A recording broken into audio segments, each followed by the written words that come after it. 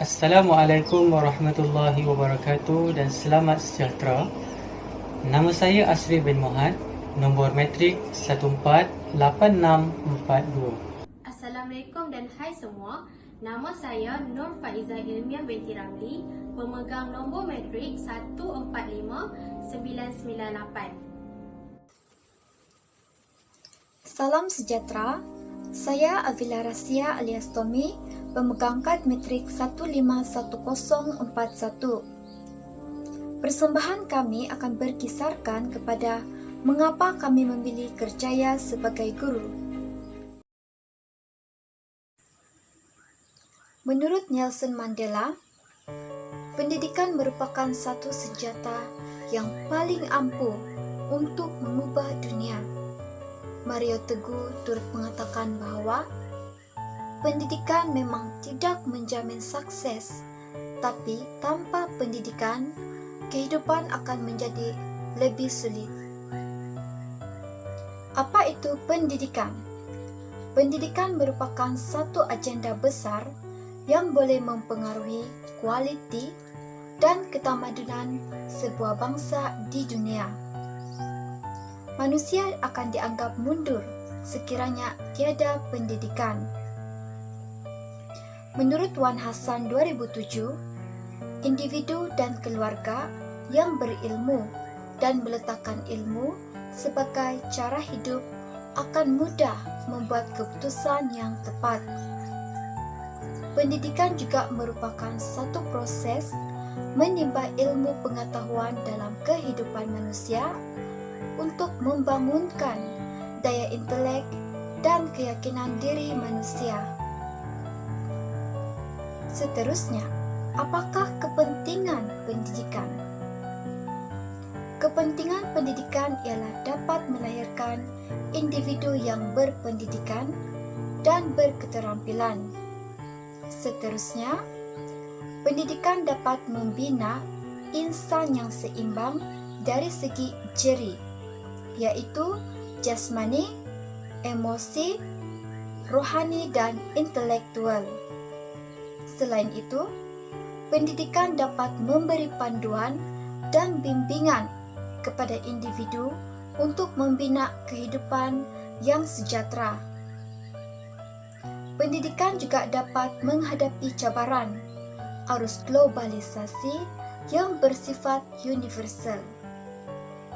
Selanjutnya, pendidikan dapat membantu mengembangkan potensi diri. Di samping itu, pendidikan membantu individu mengenali diri dan tujuan hidupnya. Pendidikan juga mempengaruhi ketamadunan sesebuah bangsa. Akhir sekali, pendidikan dapat membantu individu membina keyakinan diri untuk berhadapan dengan dunia, menikmati kemudahan yang ada di persekitarannya, serta memahami diri sendiri. Perbezaan pendidikan pada masa dahulu dan pada masa kini. Terdapat perbezaan yang dominan terhadap pendidikan pada masa dahulu dan pada masa kini. Baiklah, kita akan melihat pendidikan pada masa dahulu terlebih dahulu. Pendidikan pada masa dahulu amatlah terhad, di mana guru dan pelajar hanya dapat bersua muka ataupun berjumpa pada waktu atau sesi pengajaran dan pembelajaran sedang dijalankan. Selain itu, kanak-kanak pada masa dahulu tidak semuanya yang berpeluang untuk mendapatkan pendidikan kerana ibu bapa pada masa dahulu tidak sedar akan kepentingan pendidikan. Alat bantu mengajar yang disediakan pada masa dahulu juga amatlah terhad kerana guru hanya berpandukan kepada buku teks dan nota yang mereka catat di papan hitam semata-mata. Selain itu, para pelajar juga sukar untuk mendapatkan bahan bacaan tambahan. Baiklah, kita akan beralih pula kepada pendidikan pada masa ini. Terdapat banyak keistimewaan ataupun kelebihan pendidikan pada masa ini, iaitu yang pertama ialah aplikasi menghubung komunikasi, yang kedua ialah kemajuan dalam bidang teknologi ICT, dan yang ketiga ialah bahan bantu mengajar yang lebih menarik dan berkesan. Aplikasi menghubung komunikasi. Kita dapat lihat kepada wujudnya aplikasi-aplikasi yang menarik dan dapat membantu para guru seperti Microsoft Teams, Google Meet, Zoom dan juga Webex. Aplikasi-aplikasi ini telah membantu guru untuk berhubung dengan para pelajar dengan lebih fleksibel, mudah dan tidak mengira waktu dan tempat.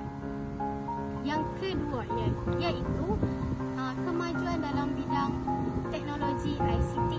Hal ini kita dapat lihat kepada wujudnya gadget-gadget yang canggih seperti iPad, tablet dan juga telefon pintar serta akses internet yang sangat baik. Hal ini telah membantu wujudnya platform pembelajaran di dalam talian seperti e-learning. E-learning ini telah membantu guru untuk memuat naik nota, latihan dan bahan rujukan kepada pelajar dengan mudah. Para pelajar juga dapat memuat turun bahan-bahan tersebut dengan mudah. Yang ketiga, kita dapat lihat kepada